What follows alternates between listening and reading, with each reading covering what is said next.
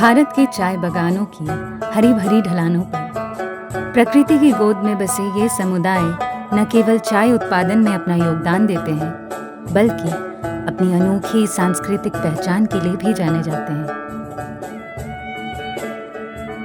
हम यहाँ दीवान tea estate, आयना खाल टी एस्टेट और ईसाबेल टी एस्टेट में उनकी जीवन शैली को करीब से देखने और उनकी कहानी सुनने आए हैं।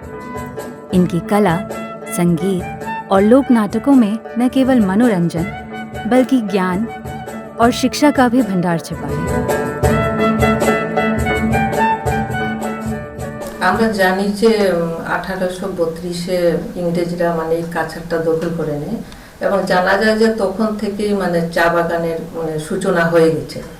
তো চা বাগানের সূচনা হয়ে গেছে যখন পার্বত্য মানুষজনদের দিয়ে তো যখন কাজগুলো হচ্ছিল না, তখন ওরা বাইরে থেকে মানুষ আনা শুরু করলো। তো ওরা আসার সময় কি হলো, একটা কিন্তু ওদের সংস্কৃতিটা নিয়ে এসেছে। যারা পুরুলিয়া, বাঁকুড়া এইসব অঞ্চল থেকে যারা এসেছেন তারা মানে করমটা করেন। তো করমেও তো কত রকম, ওই যে 9 দিনের একটা হয় 9 দিনে, একটা বোধহয় 7 দিনে হয়। এই যে করম পর্বটা যে চলে, পরবটা, তো এই পরবটাকেও নিয়ে মানে অনেক গান আছে। আর এখানে এসে তো অনেক গান বাঁধাও হয়েছে। फोक मीडिया का जहाँ तक सवाल है, चाय बागान के वर्कर्स का, you see they migrated almost 200 years back in Assam from different part of India, mainly from the tribal area. It is Purulia, UP, Bihar, Odisha, and you see when they communicate within themselves with their own language.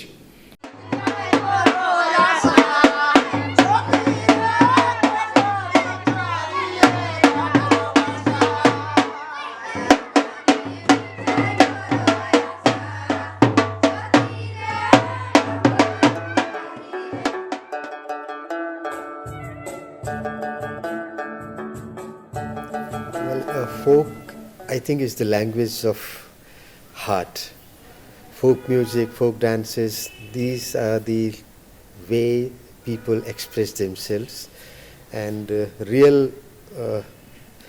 feelings emerge when people involve themselves in this folk music, folk art, and that's a very important way to connect with the people. We are very blessed to have tea gardens around us, and these people working in tea gardens are very simple people. They are still having very unadulterated culture. They live a very simple, happy life, spend time singing their own folk songs. They are involved in performing Jhumar dance, which is performed in Chota Nagpur area, and other similar kind of dances. So if we want to develop a good connect with them, we need to appreciate this folk art. We need to also promote as a custodian of this university. I would expect my students, my performing art department people, my mass comm department people to promote this local art, folk music, folk dances, so that they feel that we are here for them. चाय बागान के समुदायों में झूमर, लोकगीत, पिट्टी कथा और नाच गान जैसे पारंपरिक कला रूप न केवल मनोरंजन का साधन है, बल्कि इन्हें सामूहिक ज्ञान साझा करने का माध्यम भी माना जाता है। यह पारंपरिक लोक संस्कृति उनके लिए एक थकान भरे दिन के बाद मनोरंजन का जरिया भी है। इनके माध्यम से सदियों से पीढ़ी दर पीढ़ी मूल्य, परंपराएं और संदेशों का आदान प्रदान होता आया है। जो उनकी परंपरा है, इनको पुनर्जीवित करने का दायित्व हमारे ऊपर में है। आज सोशल मीडिया का ज़माना है। सोशल मीडिया की ओर चाय बागान के लोग, बच्चे भी जूझ रहे हैं। हमको उन बच्चों को, क्योंकि वही हमारे भविष्य हैं, और असम को जो भौगोलिक दृष्टि देखेंगे और जनसंख्या के दृष्टि से देखेंगे तो ये एक अहम भूमिका निभाता है सभी क्षेत्रों में। तो एक बड़ी समाज है जिनका दुर्भाग्य से इनका जो प्रचार प्रसार होना चाहिए उस प्रकार से नहीं हुआ है। शिक्षित समाज लोग ही उनकी जो ताकत है उनको समझ पाते हैं, लेकिन साधारण लोग नहीं समझ पाते हैं। लेकिन कितनी बड़ी चाय बागान है, उनकी जनसंख्या कितनी है, उनकी इतनी सुंदर संस्कृति है, उनकी इतनी सुंदर विचार है। चाय बागान के रहने वाले लोग ज़्यादातर सादरी भाषा समझते हैं और उनकी अपनी भाषा में सरकार का कोई भी योजना, कल्याणकारी योजना है तो उनकी भाषा में उनकी तक पहुँचे तो सहज सरल से समझ पाएंगे।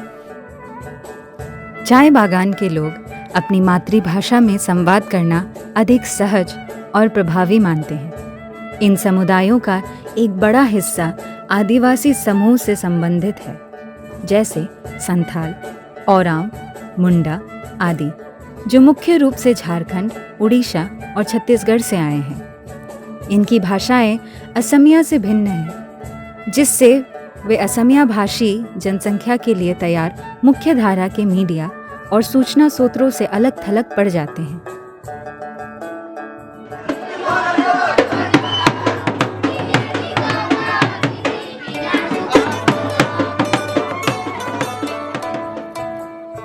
इन्हीं कला रूपों में एक ताकत छिपी है, जनमानस तक संदेश पहुंचाने की।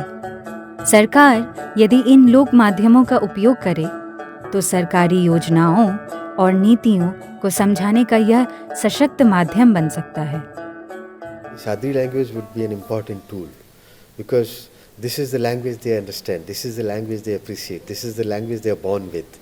And if we launch our campaigns in those languages, that would be very well received. This will give them a feeling that these are our own people who are trying to convey something to us. So obviously it's not addressing them in their own mother tongue. It really leaves a very huge impact, and in social campaigns this is very important. एक सर्वेक्षण में पाया गया कि 59% लोग हर दिन आपसी बातचीत के माध्यम से स्थानीय मुद्दों पर चर्चा करते हैं, और ये चर्चाएं आमतौर पर सादरी, हिंदी, संथाली आदि भाषाओं में होती हैं। जब संदेश उनकी भाषा में दिया जाएगा तो न केवल वे इसे बेहतर समझ पाएंगे, बल्कि इसे अपनी दिनचर्या में अपनाना भी सरल होगा।